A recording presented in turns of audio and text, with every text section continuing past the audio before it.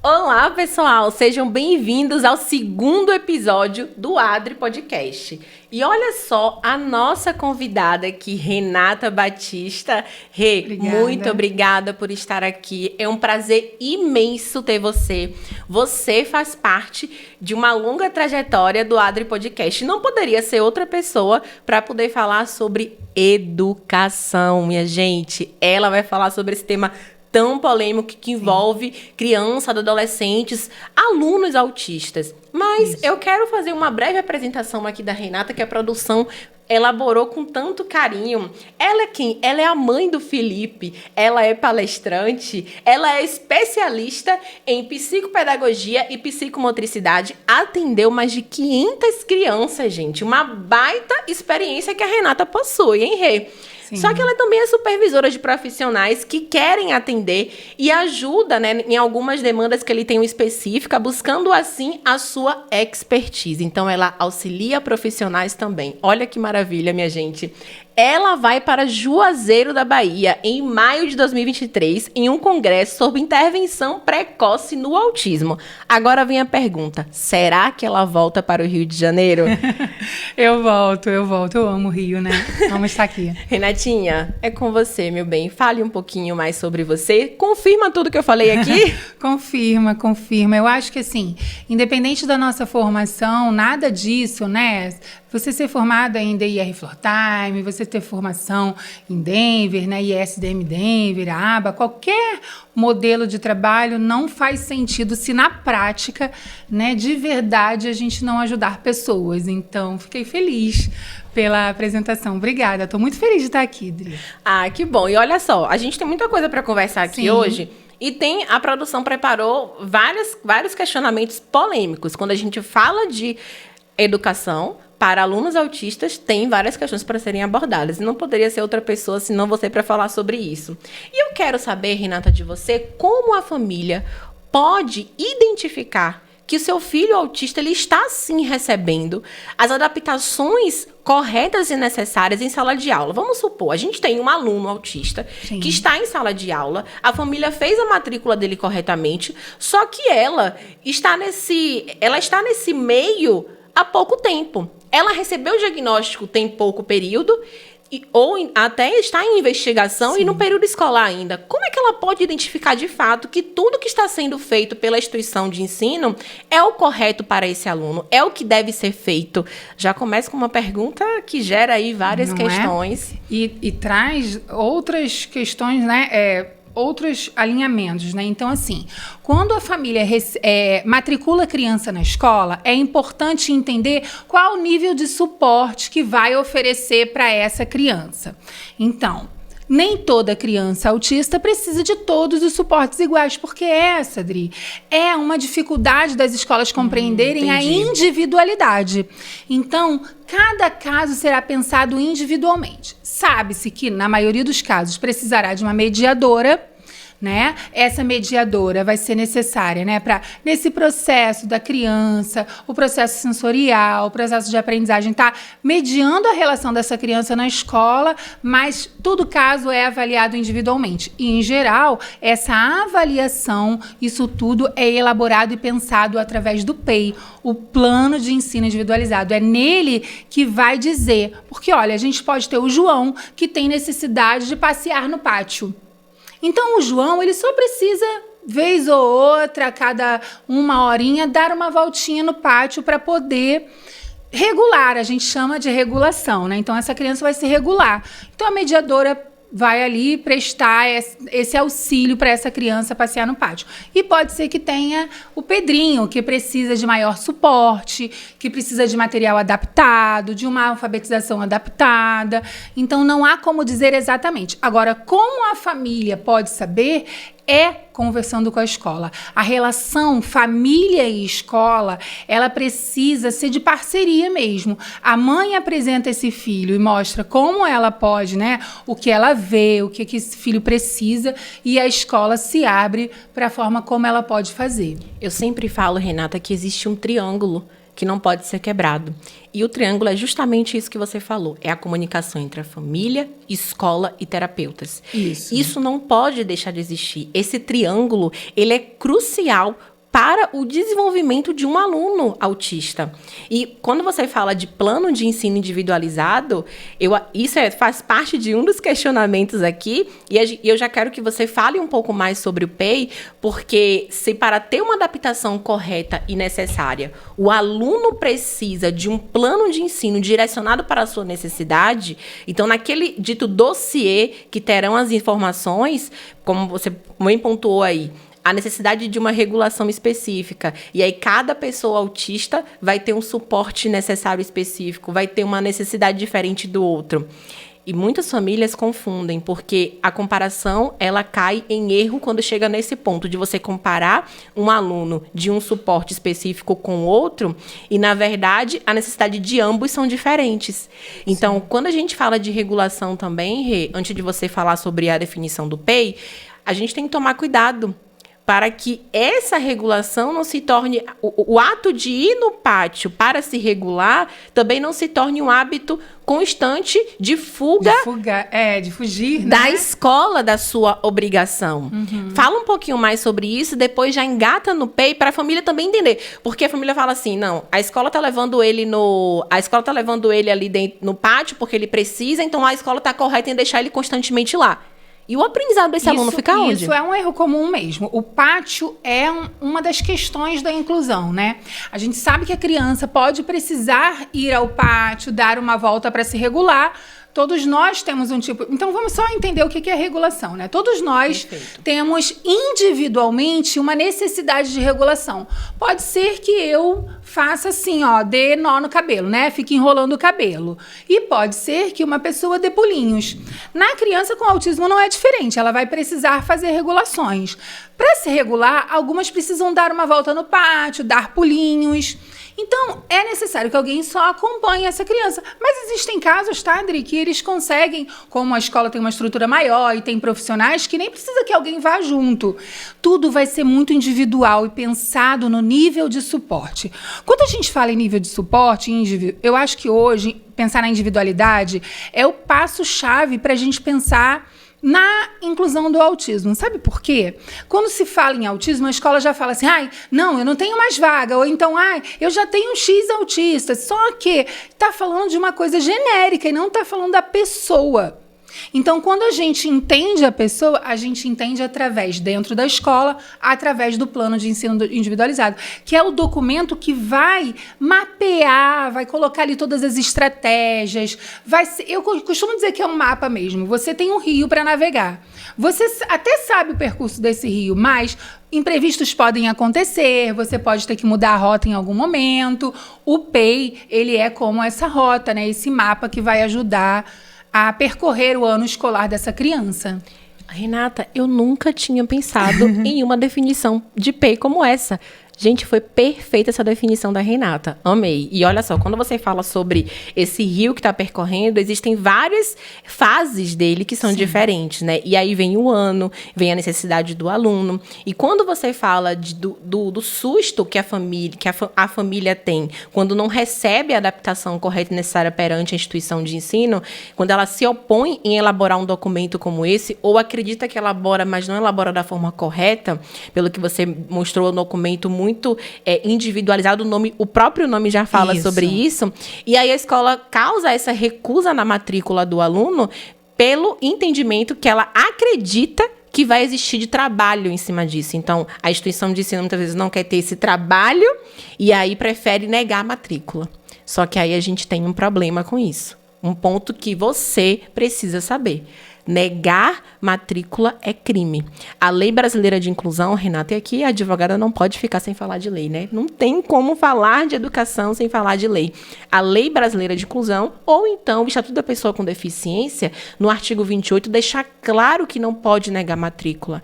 Negar matrícula, cobrar taxa por algo específico também, vou efetuar a matrícula de aluno autista, mas você, por ser um aluno autista, o tal do aluno de inclusão que falam, né? Tem que pagar uma taxa extra, tem que pagar pela mediadora. E, na verdade, isso não pode acontecer, família. Então, a pessoa que está lá do outro lado nem sabe disso, Renata, e está pagando algum tipo de taxa, acreditando que é correto, quando na verdade não é. Porque hoje o ato de você restringir, você excluir aquele aluno de algo, ou você causar alguma diferenciação em razão do transtorno da deficiência, isso é discriminação. E a discriminação está na legislação, na lei hoje. Então, se a família passa por isso, ela tem obrigação de efetuar uma denúncia. Porque a escola que faz isso com o seu filho, ela vai fazer isso com outras pessoas também. E olha o problema que isso gera. Efeito cascata.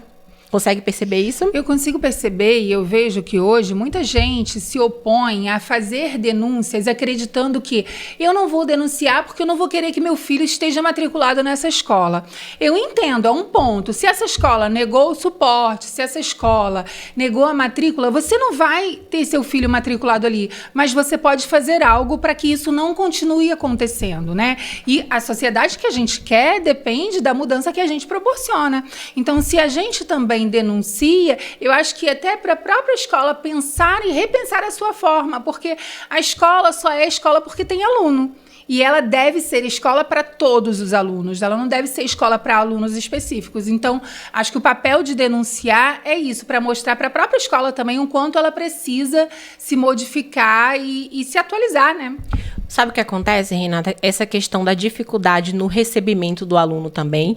E não somente ou se ao receber, ela tem dificuldade em elaborar as adaptações corretas e necessárias, sejam elas pedagógicas, curriculares, com profissionais especializados. A grande questão é que a inclusão chegou sem pedir licença. Sem pedir licença. Todo mundo veio com tudo. Aquelas crianças que ficavam guardadas em casa, porque hoje muita gente fala, mas não tinha isso. Professoras que têm mais tempo, né? Eu mesma, quando fui professora, há mais de 15 anos atrás, eu não tinha em minha sala crianças que a gente possa pensar que fossem alunos, eu não gosto desse termo, alunos de inclusão, né? Mas é como a escola chama, mas a gente não tinha criança com deficiência. Eu mesma, quando fui aluna numa escola muito grande, tinha 3 salas separadas, com pátios separados, para crianças com deficiência. Então, assim, era parte da escola especial, que nem é legal esse termo. Agora, você sabe o que dificulta a elaboração do PEI, a gente ainda falando de PEI, esse Sim. documento, e a própria inclusão, quando se pensa no genérico. Então, quando a gente fala de autismo, as pessoas pensam no estereótipo de autismo. Então, elas já colocaram na cabeça que todo autista tem um padrão de estereótipo do jeito de ser. Vai precisar das mesmas coisas, vai dar o que elas chamam de trabalho, vai precisar... E não... É individualizado o processo. E, por outro lado, a mãe, e por isso o papel importante desse podcast, da informação que a gente compartilha, a mãe não sabe o que deve fazer para ensinar. Eu recebo muitas mensagens, Renata, meu filho vai alfabetizar, então ele já precisa de mediadora? Não, gente, não sei. Por quê? Depende de toda uma avaliação. Depende de como ele está chegando na alfabetização. E o PEI não é bicho de 7 cabeças. Ele é um documento que você até falou, que ele dá trabalho. Parece que dá trabalho. Eu acredito que, assim, você fazer o primeiro PEI, você vai ter muito trabalho, sim. Porque ele tem partes específicas, coisas para avaliar. Mas depois que você for fazer, né, do outro aluno e no outro ano...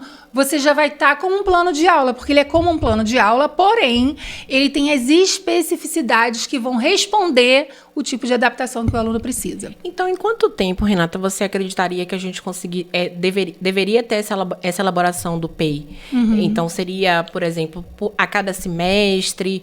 Porque você falou que vai ser... O primeiro acaba sendo um pouco mais difícil, porque ali é uma anamnese inicial completa, né? Então, depois você vai elaborando, eu entendo que as adaptações, correto? Você vai tendo ali as adaptações de acordo com as novas necessidades daquele aluno ou não. Por exemplo, muitas vezes ele inicia precisando de uma mediação e no decorrer do plano de ensino ele já não necessita mais. Isso com uma avaliação em conjunto. A avaliação sempre que está ali. O PEI é a própria avaliação. Já consta as próprias avaliações. E outra coisa que a escola precisa desmistificar, a avaliação não é prova. A escola ainda acredita muito no modelo de avaliação centrado na prova, que o aluno vai tirar nota 10 ou 0 e ele vai estar preso a um padrão de aluno. Então, assim, como que acontece, Dri, que eu costumo ensinar o pessoal? A escola recebe o aluno e faz a primeira anamnese. Essa anamnese vão constar como esse aluno chega na escola, o que ele já sabe, o que a escola vai presumir de competência, que está preso aquele estereótipo de que aluno que eu tenho. Aí eu tenho um aluno autista. Não, o que o João já sabe, o que o João gosta, quais são os interesses dele. Então, esse é o primeiro passo. O PEI é anual, ele vai servir para o ano letivo, mas dependendo da necessidade, aí também não tem um padrão de avaliação, mas dependendo da necessidade da criança, a cada 3 meses. Porque, por exemplo, ensinar a alfabetizar leva um ano letivo inteiro, mas ensinar a sentar na mesinha para lanchar, você não leva um ano letivo inteiro. Então, se você consta no PEI que essa criança não senta, as estratégias e metas para sentar e lanchar vão ser diferentes de alfabetizar. Perfeito. Né? Entendo. Então, ele não tem um prazo. Agora, ele deve ser feito imediatamente. Recebe a criança, anamnese. Aí, a professora precisa conhecer o aluno.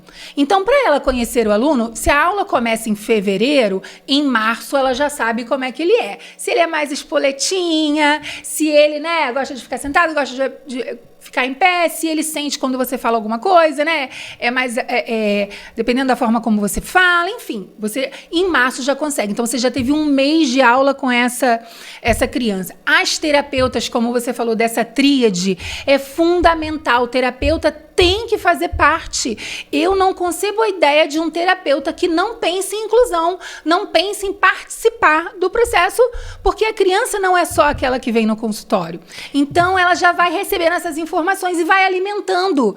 E a todo momento consultando. Então, quando essa mãe diz, por exemplo, que teve uma infecção na garganta, naquela semana, talvez a professora tenha que mudar os objetivos da escola para aquela criança. Então, o PEI, ele também é vivo, ele é enérgico, ele precisa ser modificado o tempo todo. Por isso que ele parece complexo, porque ele tem, né, as etapas e tal, mas quando você vai registrando, você vê, às vezes uma professora, eu já recebi relatos, a professora, ai meu Deus, mas ele tá com esse comportamento, aí ela vai lá no PEI que ela fez, poxa, mas tá vendo aqui, ó, ele tinha dificuldade disso aqui.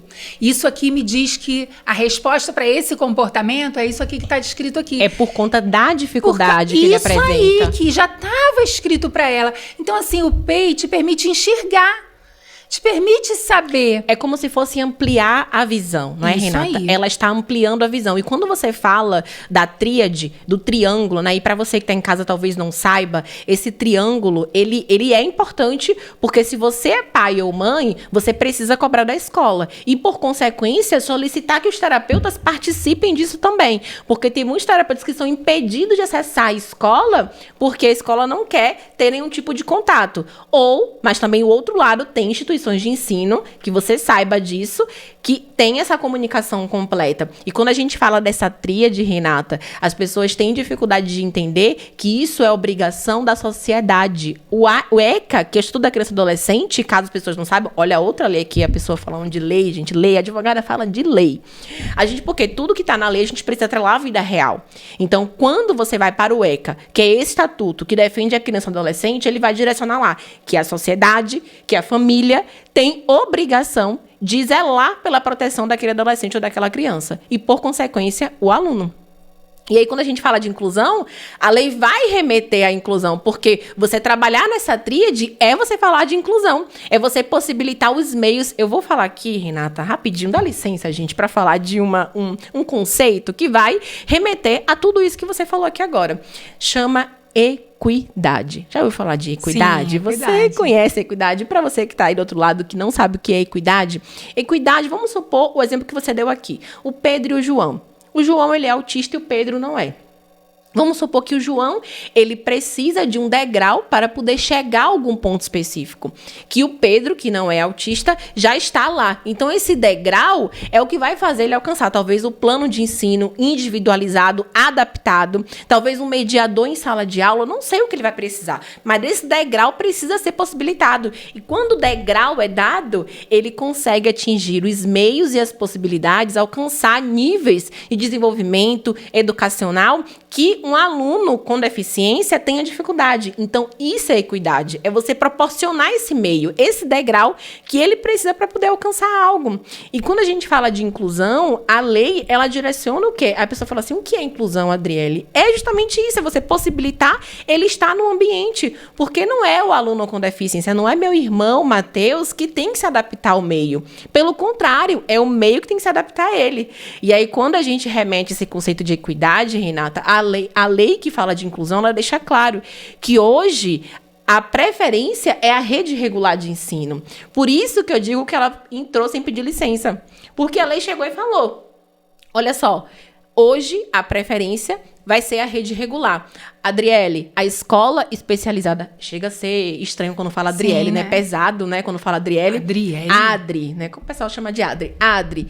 É errado, então, a escola especializada morreu de fato? Não morreu. E a Renata pode falar melhor sobre isso. Mas hoje o que deve ser possibilitado não é ele está ali dentro do ambiente regular para poder. E aí, quando ele está com outros alunos, ele consegue ter até a imitação com outras crianças, do desenvolvimento pode ser diferente, esse acompanhamento vem de uma forma melhor.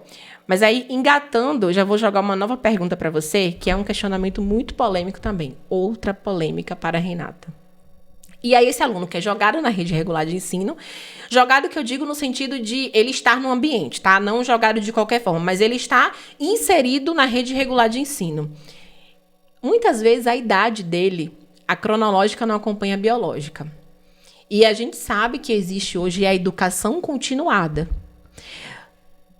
Qual o problema disso, Renata? Se a idade dele não acompanha e ele precisa estar numa turma diferente ou ser mantido ainda na turma que ele está recentemente, o que fazer? Porque a escola, ela vai provavelmente ter a aprovação daquele aluno e informar, não, o aluno consegue ser direcionado, ele consegue ser aprovado, ele tem aptidão para isso. E aí a gente sabe que existe hoje o corte etário com a Resolução 2 de 2018, que veio, né, trazendo ali as regras em relação à idade na educação infantil, educação fundamental.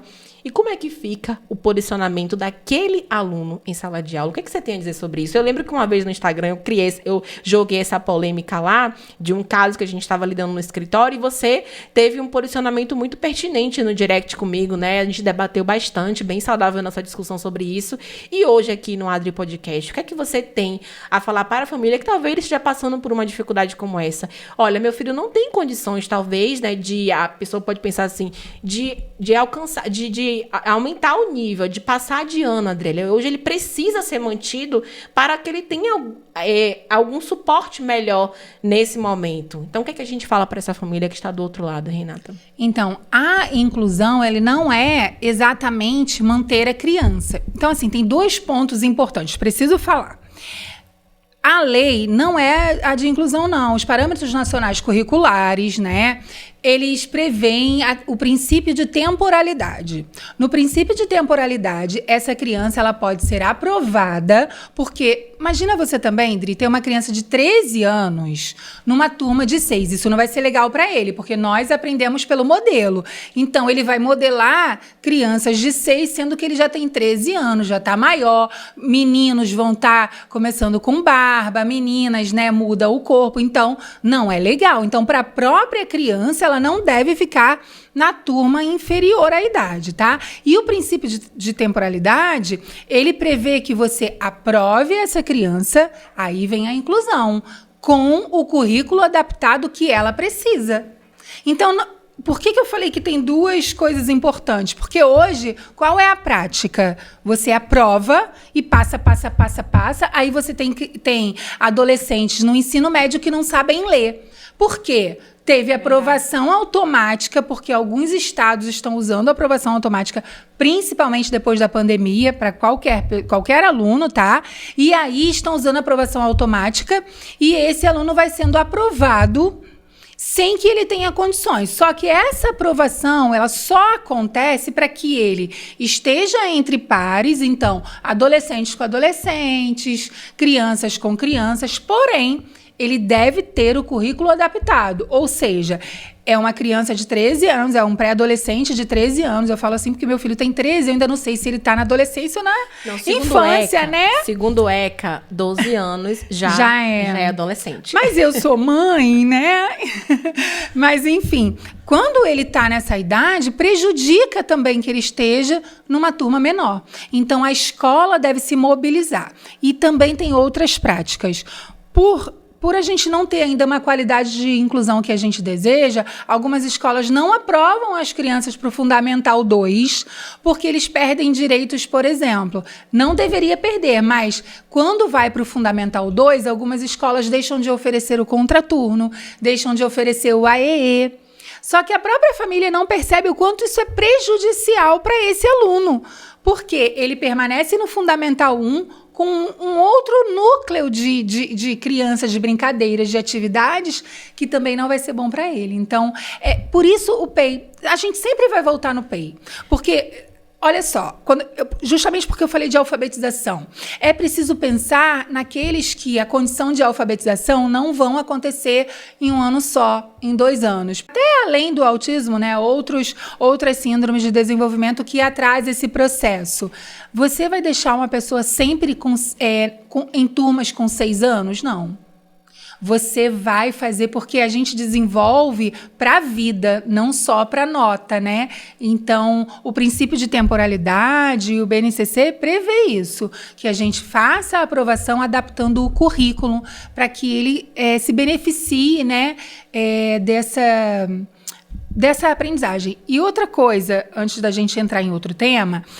Professores, nas palestras que eu dou, sempre falam assim, principalmente os professores do Fundamental 2. Mas como que ele vai aprender física? Como ele vai aprender química? A aprendizagem, ela se dá de várias maneiras. Veja, professor, você é professor de química. Ao invés do seu aluno aprender através de uma fórmula, ele pode aprender através de uma experiência. E aí ele aprende o conceito e não a fórmula. E você pode considerar que aquele aluno participou e aprendeu. Então, muitas vezes as pessoas acreditam que quando a gente fala em inclusão, todos têm que aprender, mas a gente sabe que nem todos vão chegar no mesmo nível. Só que você pode oferecer oportunidades de aprendizagem de várias maneiras. Então, uma experiência, um passeio, um relato, tudo isso pode demonstrar que esse aluno aprendeu. As pessoas aprendem de maneira muito mais significativa quando fazem experiências. E talvez fazendo uma prova ele não vai saber fazer uma fórmula. Então, principalmente para os professores de Fundamental 2, que são professores que estão muito presos a currículo, matéria, nota que tem que tirar, esse seu aluno tem sim a capacidade de demonstrar para você que aprendeu a sua matéria e talvez não seja só executando a fórmula matemática, a fórmula... Isso que você está falando são o que a lei fala de formas de aprendizagem, gente. Olha que maravilha. A gente está aqui hoje atrelando, fazendo um bate-volta bem legal da prática em si, do que pode ser feito, um formato que o profissional pode utilizar ou a família pode também começar a identificar isso e que a lei garante. Então, é um direito dessa pessoa, desse aluno autista, ter, sim, a sua necessidade atendida de acordo com as formas de aprendizagem que são colocadas pelo profissional. E o profissional é que vai direcionar o formato disso. Como você falou, não foi, Renata, que existem formas diferentes de aprender. E quando a gente fala você falou que tudo se resume em PEI, vamos falar onde é que está o PEI na lei? Antes de falar de onde está o PEI na lei, é muito importante a gente fechar essa tríade. A gente já falou do profissional participar, é importante que a família aceite as adaptações, as coisas que a escola está propondo. Porque, assim, a escola muitas vezes a adaptação, como você falou, Renata, é o princípio de temporalidade. Onde ele vai? A gente não quer uma criança com 13 anos na alfa, que é a turma de 6. Para isso, para que a gente faça a adaptação do currículo, muitas vezes esse aluno ele não vai fazer a mesma prova. Ele não vai usar a mesma apostila. E para ele não usar o mesmo material, a escola precisa usar de alguns recursos, às vezes a apostila, não fazer a prova. E muitas famílias ainda negam esse direito do aluno. Muito porque receber o diagnóstico, a gente recebe o diagnóstico hoje a partir de uma limitação. Então, a família passa a comparar a criança e idealizar que se chegue, né? Não, meu filho vai conseguir e vai. Mas ele vai conseguir, como você falou, da equidade. Ele vai conseguir conforme a gente ofereça para ele as oportunidades e fazer a prova adaptada. Isso tudo é oferecer oportunidades, né, para que ele consiga com equidade. Importante você falar sobre isso, porque na legislação a gente fala do conceito do modelo médico, inclusive. Quando a família recebe o diagnóstico, através ali, né, você vem com uma CID, você vem com um laudo, um diagnóstico fechado, você, diante de um conceito médico, era o que existia antigamente. Porque isso mexe muito com a família, né? O que é o conceito médico, então, já que você tocou no assunto? São só os déficits, são só os checklists. Então, tem déficit disso, tem déficit daquilo, então ele se enquadra no TEA, por exemplo, déficit de relação, Quando a família recebe isso e ela vai para o mundo cheia de informações, como a internet é muito boa, tem informações também positivas e negativas, ela vê, muitas vão ver aquilo e vão falar, meu Deus, qual é o próximo passo agora, né? Então, o ideal é que a gente olhe para essa criança num conceito biopsicossocial, que é o conceito que olha essa criança, olha esse adolescente, olha o sujeito, né, a partir das suas relações, da sua interação, né, biogenética, as interações sociais e psicológicas, né, as relações de afeto, as interações, porque isso é que vai dizer, né, quem vai forjar a gente, né? Nós somos forjados a partir do meio que a gente está inserido. E todo mundo tem o seu potencial, todo mundo tem seu potencial. Todo aluno vai ter o seu ponto de partida ali de aprendizagem, a necessidade de fato pontuada. E quando saiu do conceito do modelo médico e foi para o modelo social, para você que está em casa talvez não saiba, só para você entender, Renata, hoje existe o conceito de modelo social, ou seja, a pessoa ela é um ser humano antes de tudo. Então, onde é que está isso? Na verdade, a pessoa pode perguntar, tá, Adriele, mas onde é que isso está escrito na legislação? A Convenção Internacional de Nova York, que fala sobre os direitos da pessoa com deficiência para você que está em casa, ele traz hoje esse novo conceito, ou seja, a pessoa está no modelo social, então não existe mais você portar algo. Quem aí em casa já escutou o portador de deficiência, o portador de necessidades especiais? Porque hoje você é um ser humano antes de tudo. Então, pessoa com deficiência, pessoa autista. E você já sabe que a pessoa autista se encaixa aqui em pessoa com deficiência para efeitos legais. Sim. Só que se você não assistiu o primeiro episódio, volta lá para você entender o que eu estou falando. Mas, Renata, quando a gente fala da Convenção Internacional sobre o Direito da Pessoa com Deficiência, é falar no viés do modelo social. Ou seja, da pessoa antes de tudo e do ser humano, que se encaixa perfeitamente com o que você está trazendo aqui. Esse aluno, com a dificuldade que ele tenha, e que ele vai ele está ali em sala de aula sendo enxergado como aluno. Não está por estar, somente ali propagando a integração, que a pessoa tem que tomar cuidado, porque hoje existe muito essa confusão de conceitos. Eu vou aproveitar e falar dos 4 conceitos que a família tem que saber. A integração, a exclusão, a segregação e a inclusão. Desses 4, qual você considera o mais importante? Qual você, Renata, considera o mais importante? A inclusão. Então, porque está integrado, isso aí, porque está na minha cabeça para te falar do aluno de inclusão, senão estar integrado é trazer o aluno de inclusão, que é o termo justamente que a gente não quer. E sim aí inclusão, né? Justamente, porque a lei brasileira de inclusão, esse spoiler aqui para você. E aí é muito comum a pessoa falar integração, a Adri, inclusão, porque... Vamos integrar, né? Como se trouxesse uma vitrine dos alunos que ela fez... justamente isso aqui, e aí a legislação traz isso, e a lei é interpretar e confunde o outro realmente, porque você acredita que você está integrando, você está incluindo, e na verdade não está. Você faz parte ali daquele meio, só que você está separando o grupo do outro, ou seja, o famoso junto e misturado não está existindo. Porque o junto misturado, essa coisa de integrar, vamos colocar todo mundo junto, não considera a individualidade. Se a gente não considera a individualidade, não tem inclusão. Sem considerar o indivíduo, sem considerar o sujeito, na sua individualidade, o que ele precisa, que tipo de adaptação é necessário, no caso de escola, já que é o que estamos falando hoje, que tipo de necessidade ele precisa, qual é a oportunidade que eu preciso oferecer para ele mostrar o seu potencial, você só está colocando ele no ambiente, e a gente tem um monte, né? Como eu disse anteriormente, o aluno chega com 16 anos, termina o ensino médio, mas ele sequer está alfabetizado, porque ele foi sendo aprovado e ninguém considerou em algum momento fazer uma adaptação que fosse justa para que ele mostrasse o seu potencial. Isso é você incluir, é você identificar que de acordo... E aí, volto ao ponto de falar.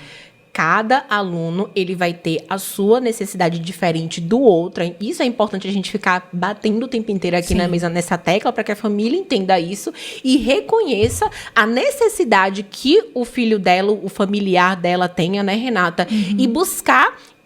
potencializar o que ele tem, o que ele pode vir a melhorar, ou seja, com profissionais especializados, com a adaptação correta e necessária.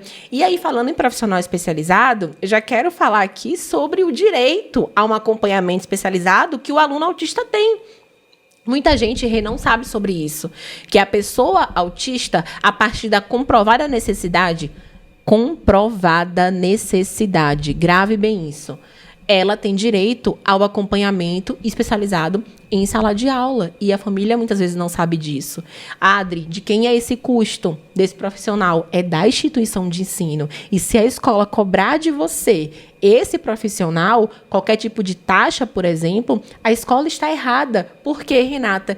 Ela é que tem que ofertar o ensino e não o contrário. E aí a família fala assim, como eu comprovo isso? Eu já vou jogar para você agora, porque a gente tem o quê? O relatório dos terapeutas, o relatório de um médico, por exemplo. Quem é que... Eu sempre falo o seguinte, quem identifica a dificuldade é o profissional, é o médico. E quem vivencia, quem vai para o chão com o aluno, com a criança, com o adolescente, é o terapeuta.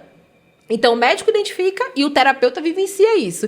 Porque eu tô falando, você, antes da gente começar o podcast, você falou, nossa, quem me vê assim, nem imagina que eu vivo no chão com a criança rolando. Isso. Fala sobre isso um pouquinho, Renata. Porque no dia a dia, a ideia da terapia é fazer com que a criança desenvolva habilidades para que, de maneira generalizada, no seu dia a dia, né, na vida, ele consiga fazer uso daquela habilidade. Então, enquanto nós, no consultório, estamos ajudando essa criança a desenvolver habilidades, eu preciso pensar que tipo de adaptações, que tipo de suporte tanto a família quanto a escola vão oferecer. Escola, porque a escola é parte da vida da criança. A criança, ela não é só a criança do nosso quadradinho do consultório. Ela é a criança que vai no mercado, ela é a criança que vai ao shopping, ela é a criança que precisa ir à festinha. Então, qual é o nível de suporte que essa família, enquanto família, precisa oferecer? E na escola, a escola também. E é aí que vai entrar. Eu, por exemplo, que sou da área de desenvolvimento de habilidades cognitivas, então estarei totalmente ligada à aprendizagem. Eu sei que tipo de suporte esse meu aluno precisa para aprender. Então, eu já digo para essa escola, já relato para que nesse PEI tenha ali, dizendo, por exemplo, que ele vai precisar de ensino 1 para 1, que é o caso das mediadoras, que ele vai precisar. E quando é o passeio? A gente estava falando, ele precisa passear no pátio, uma terapeuta ocupacional, porque já fez a avaliação sensorial dessa criança, e essa avaliação já vai dizer que ele precisa dessa regulação. Então, assim, não tem como fugir dessa tríade. E você falou do profissional especializado, hoje ainda é uma coisa que causa muita confusão. Por quê? A lei diz em profissional especializado, mas não diz quem é esse profissional. Que formação que tem que ter, o que é isso? Porque a escola tem que arcar porque ela é uma empresa que está prestando um serviço. Então, ponto. A família não há o que se contestar.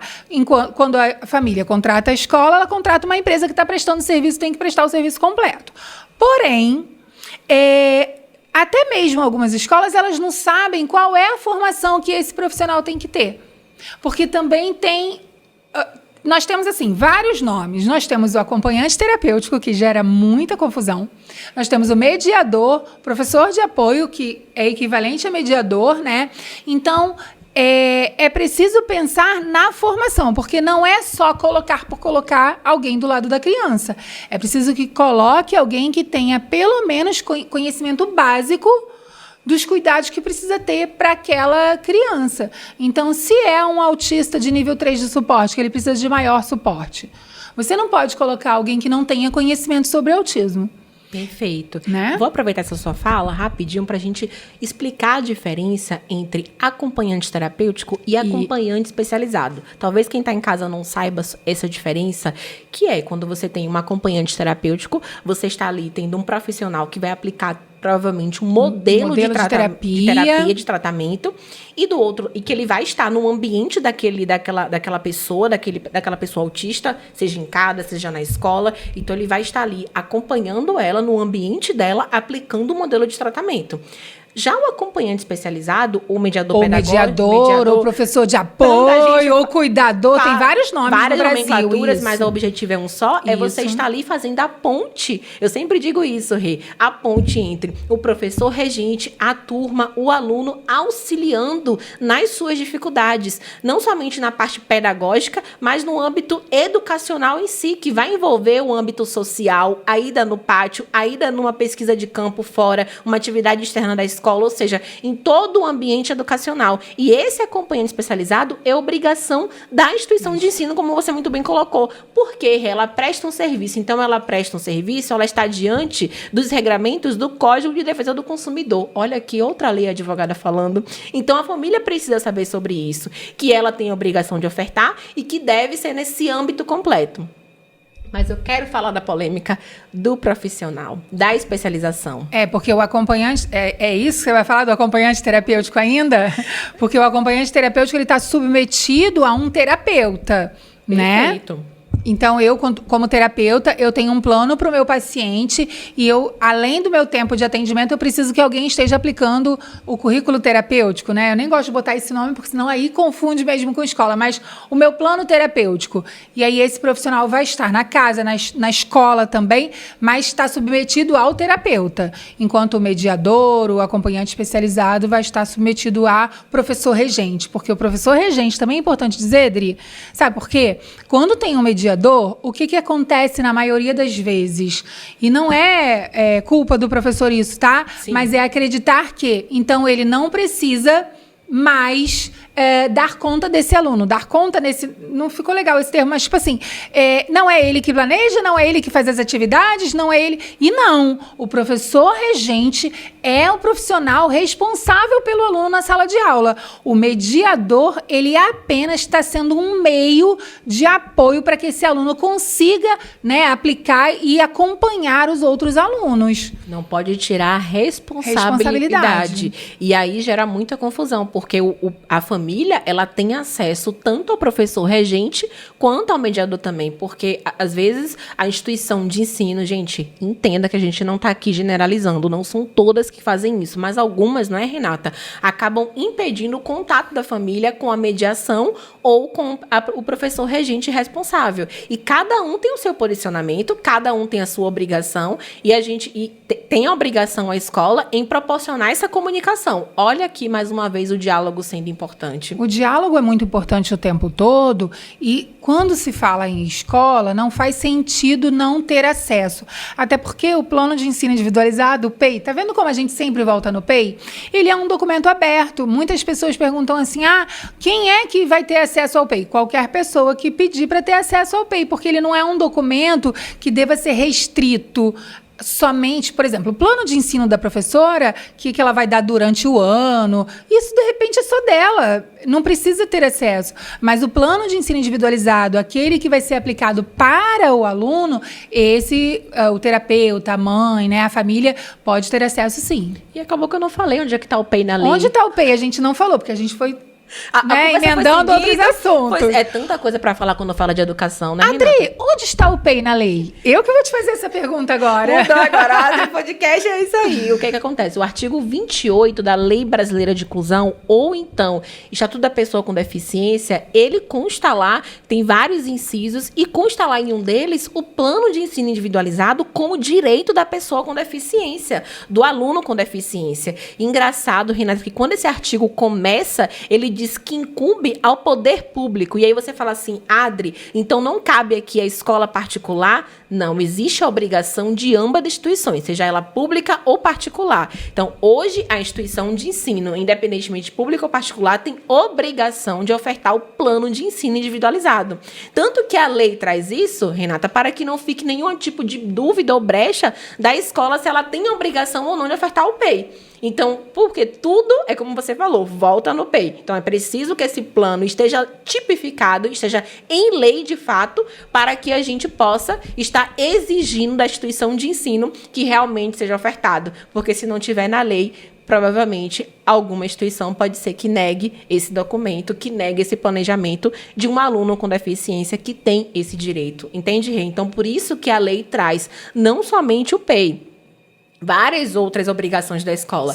Adoções de práticas pedagógicas, que vai ter ligação com o PEI. Adoções de medidas individualizadas, que vai ter ligação com o PEI. E um ponto importante, às vezes, quando o profissional solicita mediação, por exemplo, o mediador, não, ele vai pontuar lá. Importante você saber disso.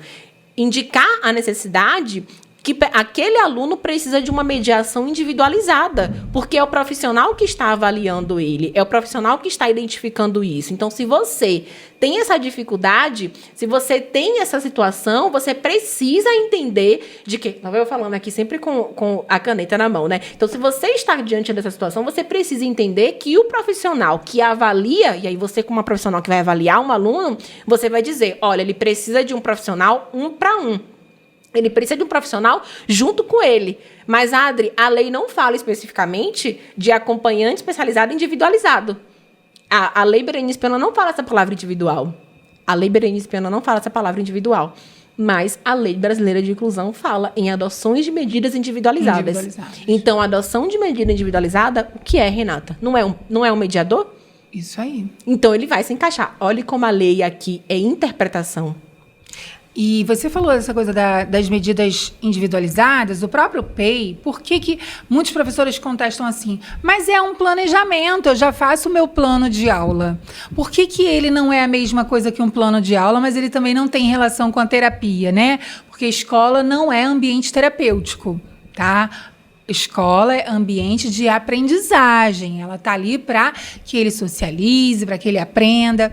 Mas por quê? Por que não é a mesma coisa que um plano de ensino? Eu mesma que fui professora, né? Quando eu faço meu plano de ensino para o ano, eu sei que eu vou, por exemplo, na alfabetização, cada mês quais letrinhas que eu vou ensinar, depois a matemática, cada etapa que eu vou fazer. Eu vou colocar no meu plano tudo que é preparado para a alfabetização.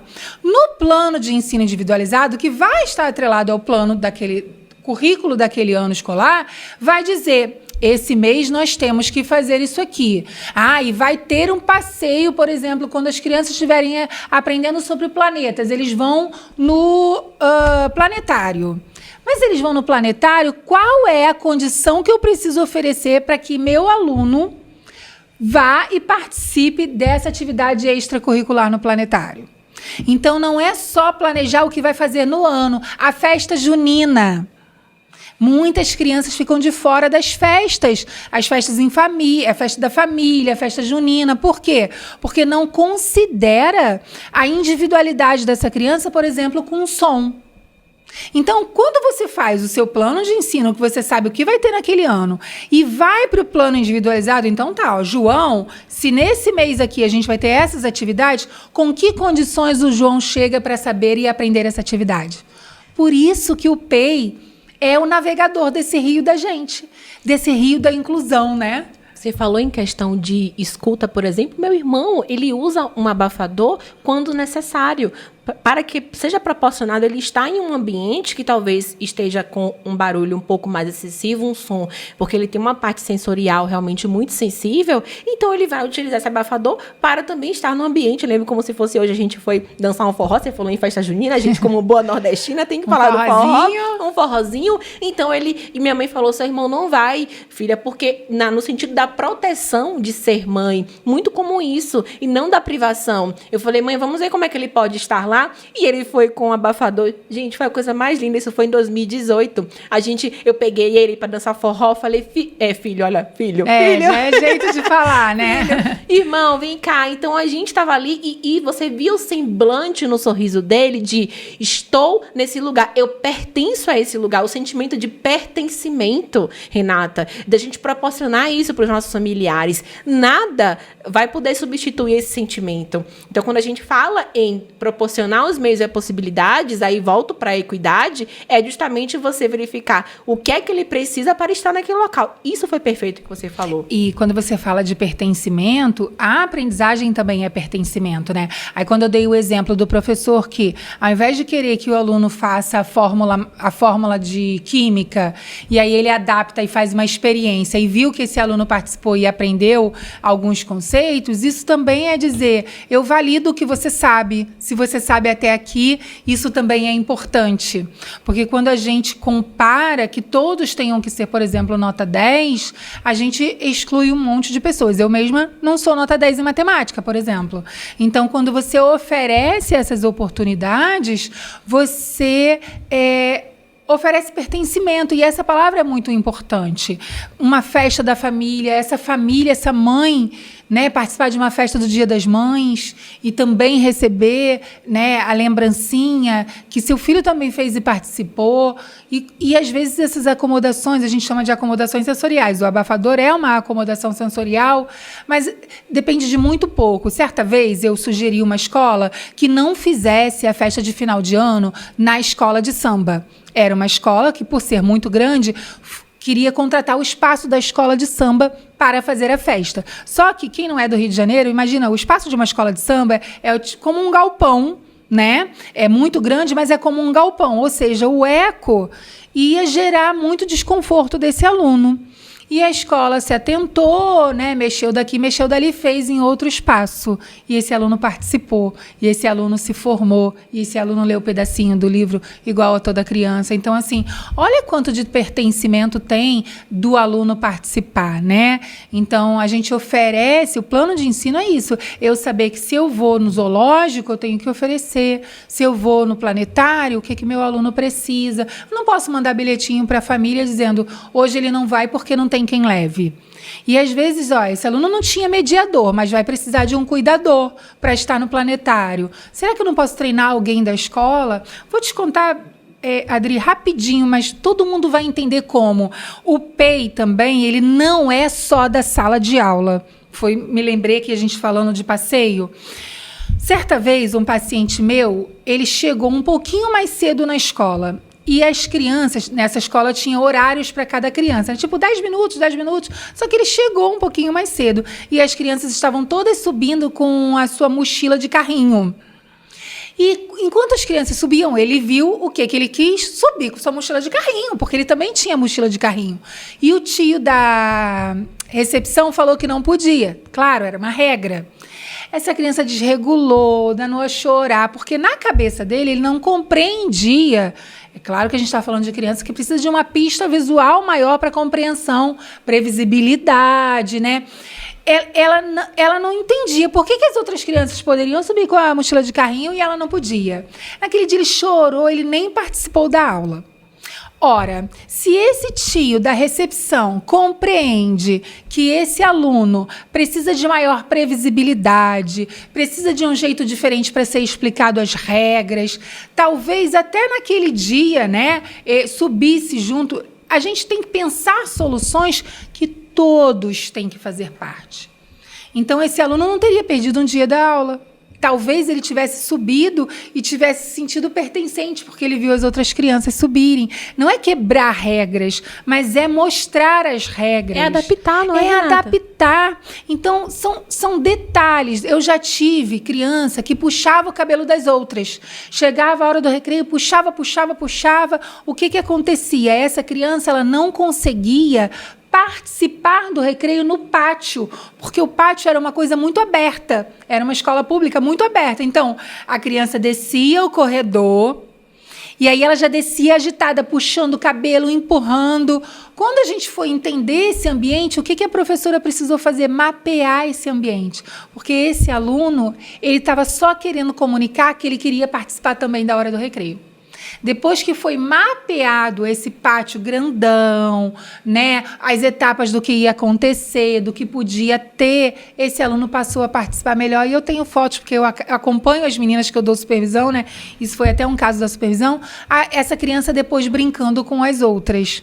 Então, assim, são detalhes que a gente parece que é uma coisa muito grande. Tem que mudar a escola por eles? Não, né? A gente tem que mudar um pouco, mudar para que a gente consiga fazer o resultado final.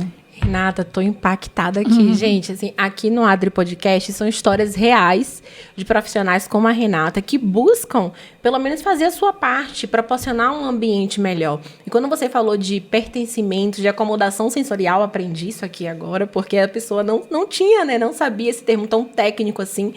E aí a gente pensa que esse formato não é somente para a instituição de ensino. Quando você falou também da questão de fora do ambiente escolar. A gente não está querendo colocar somente tudo no ambiente escolar, tá, gente? Mas eu lembrei, então, já que você deu esse exemplo, a gente também tem a obrigação de fazer isso, de proporcionar esses ambientes para as pessoas que convivem com a gente. No meu caso, eu tenho meu irmão Matheus, que é autista. Você foi no forró, mas podia ir no shopping. Por que muitas crianças fazem birra no shopping? Quer dizer, que chama de birra. Na verdade, pode ser uma falta de regulação sensorial, por exemplo. Muita luz, muito cheiro, muitas pessoas. Você me fez lembrar aqui, Renata, que em um dos meus aniversários, o que aconteceu? A gente iria, né, foi fazer num ambiente que estaria ali, foi procurar um espaço. E eu lembro que, na época, eu falei assim, foi uma festa surpresa que fizeram pra mim. E eu falei assim, olha, se vocês estão programando alguma coisa, eu não aceito nada menos do que Matheus estar também incluso nesse ambiente. Dele estar também participando desse aniversário. Porque eu não vou aceitar ter algo sem que ele faça parte. Porque Matheus não está fora da minha vida, ele faz parte da minha vida. E aí, quando todo o ambiente foi pensado, o espaço fora, um local com um local fechado, um local aberto, o som era um ambiente à parte do aniversário, ou seja, e a parte que ficou a céu aberto tinha um som ambiente bem baixinho para que não causasse nenhum tipo de desregulação dele, ou seja, por consequência, a gente estava praticando o pertencimento sem talvez saber. Ou seja, então, isso você não precisa saber. Você não precisa ter esse conceito somente. Eu tenho que começar a planejar, executar. Não, quando você quer que a pessoa esteja no ambiente, você automaticamente tem comportamentos que geram o pertencimento sem nem saber que gerou ali uma acomodação sensorial. Eu não sabia que era isso e a gente estava fazendo isso. Mas principalmente porque volta no que a gente falou. Se você olhar para a criança pelo conceito médico, você olha a criança pelo déficit.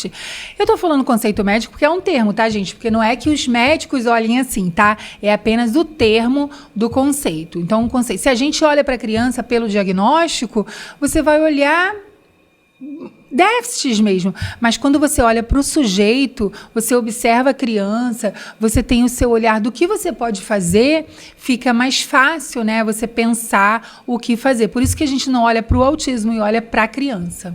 Quando você falou muito do profissional, das pessoas que você supervisiona. Me traz aqui, Renata, três situações, três fundamentos, ou até mesmo formas que você enxerga que o profissional ele tenha que visualizar ou exercer ao atender uma criança, ao fazer parte da vida, porque aqui o profissional, por exemplo, que trabalha com uma mediação, a instituição de ensino, o que você entende ser basilar? 3 fundamentos básicos para que aquele profissional possa ter ali uma melhor relação com o aluno, uma melhor forma de aprendizagem, uma troca eficaz. É uma pergunta bem complexa, mas ela... No caso da escola, esses 3 bases eu acho fundamental. A parceria com a família, porque é a família que conhece a criança, a família que vai dar para a gente indícios do que fazer, e muitas vezes a escola se fecha para ouvir a família, e nesse diálogo a mãe quer a alfabetização. Não é possível ainda a alfabetização. O que é possível oferecer? Falta esse diálogo com a família. Então, o primeiro básico, na minha opinião, é olhar para a família. O segundo é observar a criança. Muitas vezes as pessoas acreditam que precisa de uma ferramenta muito espetacular, extraordinária, um teste extraordinário. A minha escola não tem isso aqui para fazer. E sem observar com detalhe o que a criança gosta, o que ela faz no dia a dia, qual é a sua rotina. Então, você observar uma criança por uma semana, na sua primeira semana de aula, você já consegue, entender alguns padrões de comportamento da criança. E a terceira, que eu acho que é fundamental do ser humano, é presumir competência. Se você não presume competência, o que é presumir competência? É você olhar para o sujeito e entender que ele tem seu potencial. E olhar independente da química, da matéria, independente da nota 10 da matemática. Presumir competência é saber o que ele traz. Uma vez, eu tinha um paciente que chegou para mim com umas caixinhas de lâmpada. E nessa caixinha era tipo um contrato, mas ele fez aquele arquivo que os advogados têm nos escritórios. Então, ele desenhou um boneco, ele só fez tudo a partir das caixas de lâmpadas, porque ele usava tudo que tinha no lixo. E aí ele fez o boneco e ele fez esse arquivo e tinha gavetas, e dentro da gaveta tinha um contrato. Eu tinha que assinar o contrato que eu não ia deixar de fazer o tratamento com ele. Até então a gente não entende todo o contexto do que chega no consultório, a gente vai juntando as pecinhas. Quando eu fui visitar a escola falava com muita observação, muita resistência para essa criança que gostava de mexer no lixo. Só que ninguém entendeu que, para ele, as coisas que estavam no lixo era arte. Ninguém mostrou para ele que não era o tempo todo para mexer no lixo, e ninguém entendeu que o que ele pegava do lixo, que depois eu entendi porque aquelas caixinhas que ele trouxe era lixo, entre aspas, Mas o que é lixo para um é arte para outro. Era a forma de se comunicar. Então, quando ele diz para mim, através desse contrato que ele pede para eu assinar, de uma arte que ele fez através de caixas de lâmpadas, ele está dizendo, não me deixa, porque muito provavelmente ele já percebeu que outras pessoas haviam deixado. Então, presumir competência é oferecer a partir do que o aluno traz. Porque a família quer uma coisa, ela entende, porque ela entende que aquela criança tem aquela idade, tem que aprender tal coisa. A professora precisa ensinar outras coisas, mas o que a criança tem para oferecer? Então, presumir competência é isso. E isso é uma forma do aluno se comunicar. Ou seja, Sim. Ele está se comunicando desse formato. E aí, olha a importância de ter, muitas vezes, um aluno como esse pode ter uma avaliação de olha o mediador aqui novamente voltando.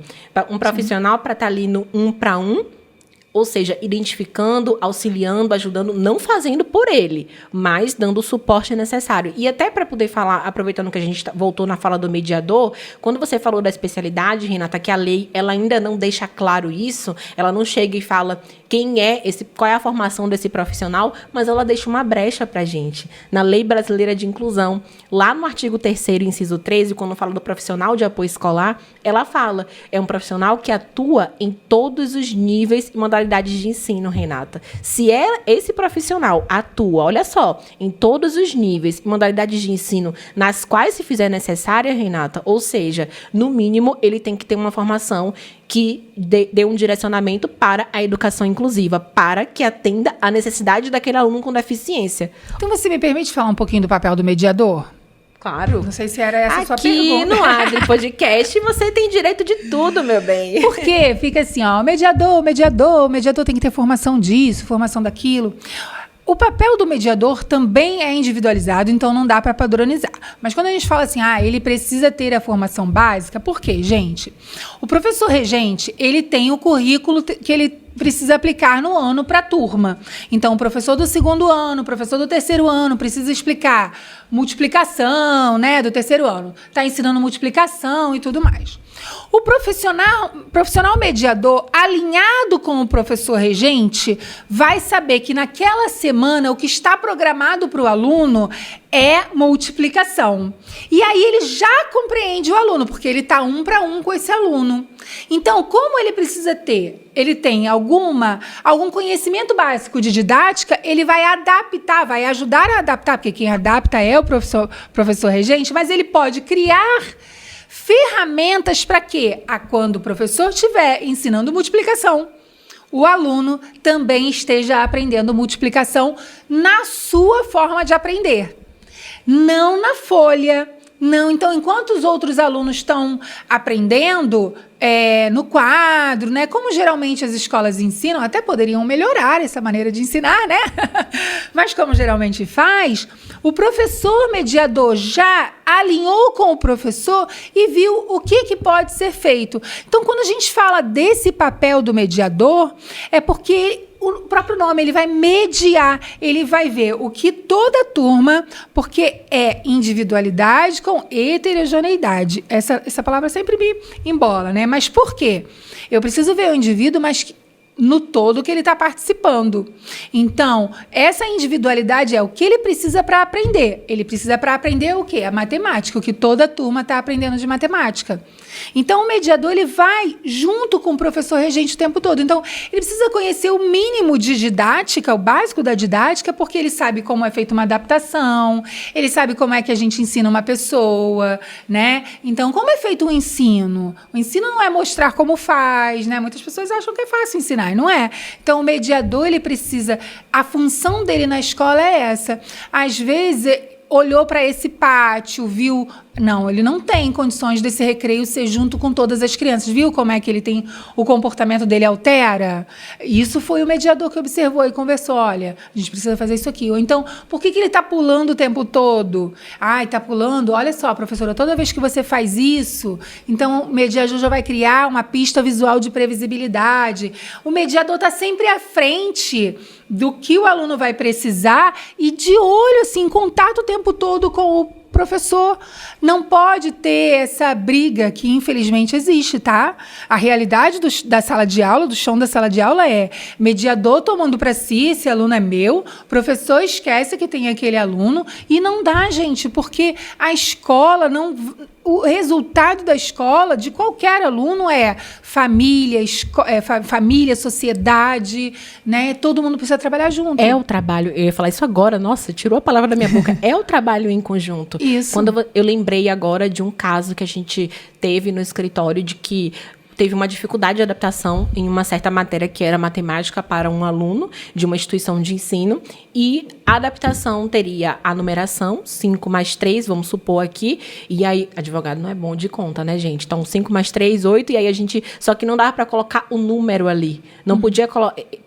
Na verdade, porque aquele aluno, ele aprendia colocando 3 laranjas, 5 laranjas. Ele Sim. conseguia fazer a conta desse formato, mas não conseguia fazer a conta colocando o número. E a escola usou a justificativa de que não poderia usar figurinhas. Não dá para colocar figurinhas, porque aqui não é matemática e não tem como fazer isso. A questão não é que é colocar figurinhas. A questão, Renata, é que isso se chama adaptação razoável. Individualização, considerar o que esse aluno aprende, como ele aprende. Porque individualização não é para o aluno fazer como a escola quer.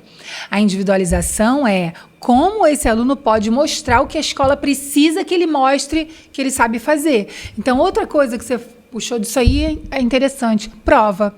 Avaliação. Muitas escolas alegam que a Secretaria de Educação vai penalizar a escola, a supervisora vai penalizar a escola porque não fez prova. Só que em nenhum lugar está escrito que somente a prova é um modelo de avaliação. A avaliação pode ser por portfólio, pode ser oral, pode ser fotos, pode ser vídeo.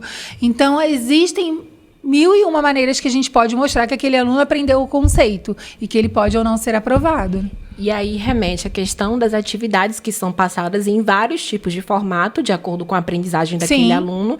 Mas tem também o cenário, Renata, de quando essa atividade vai para casa. como o pai e a mãe podem trabalhar com essa atividade e o filho em casa.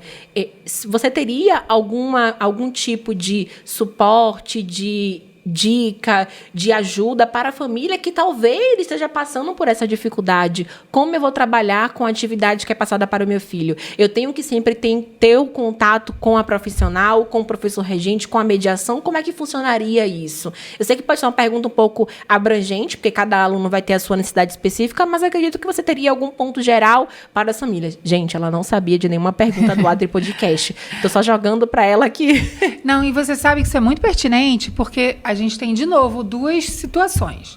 Algumas escolas não mandam atividade para casa, para a criança, para o aluno com adaptações. Então, não manda atividade, não manda nada. Então, essa família acaba não conseguindo acompanhar. Esse é um ponto. O outro ponto é a família que também não sabe. A gente precisa lembrar da realidade do nosso país, né? Sim, gigantesco, sim. Que nem toda família sabe como fazer. Quem vai fazer isso está no próprio nome da função, mediador. É o mediador que vai mostrar para a família. Porque no PEI, o PEI que eu ensino geralmente, né? Eu sou professora de PEI, né, e tal. A primeira coisa é o que essa família espera da escola. Vocês precisam alinhar expectativas. Toda mãe quer o filho doutor. Quais são as condições que ela entrega esse filho para se tornar doutor? Então, eu tenho a expectativa que meu filho chegue esse ano, com 6 anos. Vamos falar que a criança chegou aos 6 anos... Vamos até falar da situação que a gente está vivendo, pandemia. A criança não foi para a escola, passou a pandemia em casa, porque qualquer coisa, chega agora, a família quer introduzi-la de volta à escola. Ela vai ter a mesma condição de quem estava, de alguma maneira, fazendo atividade? Não. Aí a mãe é advogada. A advogada não tem didática, porque não é da sua função ter didática. Se é mãe e ainda é advogada, aí, o circo está formado. Não tem didática e tempo. Mas ela não vai ter didática. Então, a escola precisa mediar e mostrar como fazer. Então, muitas famílias não sabem como fazer, muitas famílias não recebem o material, porque também a escola não sabe como mostrar. Porque, será que eu vou mostrar que ele está fazendo isso aqui? Então, faltou lá no PEI alinhar expectativas. Olha, mãe, nosso plano é esse aqui, não porque ele tenha deficiência. Ele está nisso aqui porque nós temos um plano para ele aprender seguindo essas metas. Porque o que as pessoas pensam também, Adri? Se eu digo para a mãe que eu tirei a apostila ou que eu não vou ensinar os números, como o seu menino que você comentou, ele não vai ensinar por números, por figurinhas. Parece que eu não estou nunca ensinando. Não, só diz que nesse momento ele está preparado para aprender através do concreto, do material concreto, que é o nome que a gente dá quando usa esse instrumento. Então, nesse momento, o que não significa que não está planejado para quê? A gente vai dessensibilizar e ele daqui a pouco vai começar a escrever o número, porque existe um plano. O que acontece hoje é que muitas crianças ficam no fundo da sala brincando com Lego. Isso não é plano de ensino. E aí entra a dificuldade do todo em entender esse ponto que é tão crucial, que vai impactar no ensino do aluno. A dificuldade da adaptação, a dificuldade da comunicação, entender que aquilo faz parte de um plano, ou seja, de uma rota, que é o que você falou do PEI, ou seja, é uma correnteza que está ali navegando por várias... Eu pensei aqui agora, Renata, que são várias estações de trens, diferentes umas das outras. E quando eu falo da mãe advogada, o circo está armado, no sentido de que a gente, como familiar, perde as estribeiras, Renata. Sim. A gente tem que... o lado emocional está muito aflorado. Então, a gente precisa ter esse equilíbrio. Eu sei que é algo quase impossível. Quando fala de Mateus, eu fico... Como? Então, a gente precisa ter esse senso, né, do que realmente é necessário, do que falta nesse momento, para poder, a partir daí, a gente proporcionar para ele um ambiente educacional inclusivo, que é o que a gente deseja de fato. E eu queria já começar... A gente está indo para o final do podcast. Já, gente, já. Tô amando, ficaria aqui a manhã toda. Você ficaria com a gente quantas horas? Comenta aqui, fala aqui nos comentários pra gente. Aproveita e fala de que local do Brasil você fala, porque a gente provavelmente pode alcançar outras pessoas de outros estados. A gente tá gravando no Rio de Janeiro, o local físico, mas você não sei de onde você está falando. Coloca aqui nos comentários o seu nome, da onde você fala, até o nome do seu filho ou filha autista ou seu familiar, pra gente poder conhecer um pouquinho mais, né, Renata? Verdade. E claro, uma coisa importante que eu não falei no início: se inscrever no canal, porque o que adianta? Você tá aqui assistindo o Adri Podcast, já ia falar papo de quinta-feira. Papo de quinta-feira é lá no Instagram. Porque não pode perder o papo de quinta também. Não pode perder o papo de quinta-feira, que é no Instagram. Aproveita e coloca a produção, o @ da Renata e o meu aqui também, por favor, tá bom? Mas o Adri Podcast é pra você poder aí aprender um pouco mais, que a ideia, gente, é um assunto sério, mas a gente poder levar um papo um pouco mais leve, né? Porque a família já vive muita luta diária, não é, Renata? E a gente precisa levar a informação de uma maneira um pouco mais leve, dinâmica. Então, não esquece de se inscrever e ativar o sininho. Mas, Renata, vamos aqui para a pergunta, que eu digo que é uma pergunta que é o meu desejo. É o meu sonho, né? Eu falei do primeiro sonho no primeiro episódio e agora tem o segundo sonho, que é as pessoas estarem em um ambiente educacional inclusivo, que a inclusão vire realidade, que a inclusão escolar aconteça, ou seja, que as pessoas tenham acesso à educação de qualidade, tenham as suas necessidades atendidas, tenham realmente aprendizado, ou seja, elas frequentem, na verdade, o caminho, que ela possa frequentar as estações que a vida possui, tendo ali acesso a profissionais qualificados, tendo acesso à adaptação correta e necessária, tendo acesso a um plano de ensino individualizado de forma adaptada, de forma correta, ou seja, muito bem fundamentado, atendendo às suas necessidades, claro, cada um de forma individualizada. Então, eu te pergunto, como você pode trazer para a família que está lá do outro lado, que ela pode, sim, ter acesso a um ambiente educacional inclusivo? O que é que você considera hoje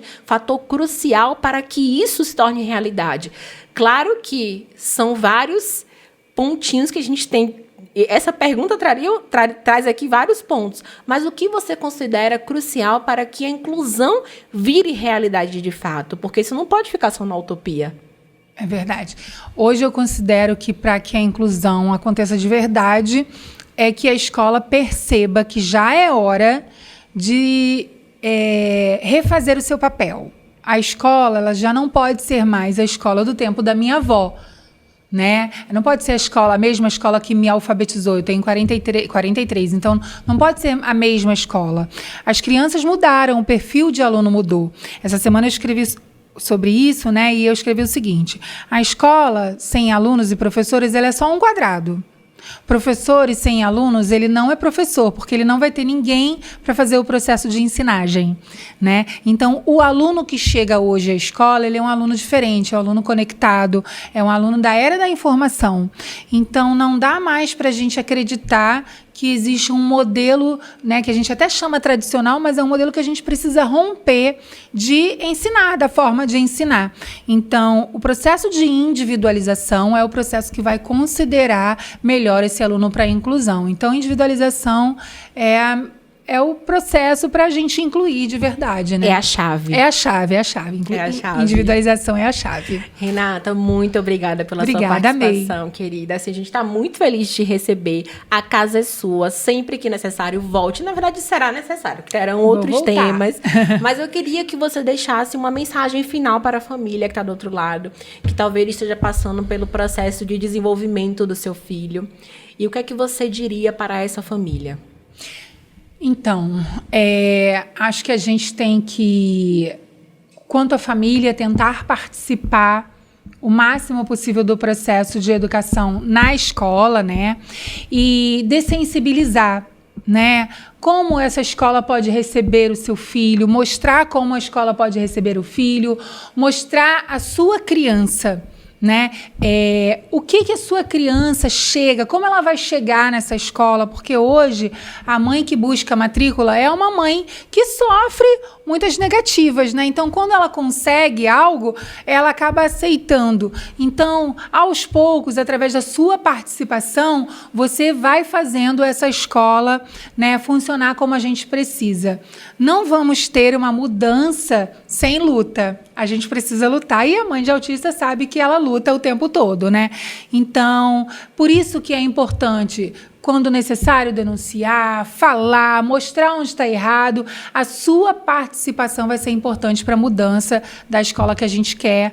Daqui a algum tempo já está ouvindo falar que está acontecendo. Renata, muito obrigada. Falar isso para a família. E eu me coloco aqui na posição de familiar, escutando isso, eu sinto um acolhimento.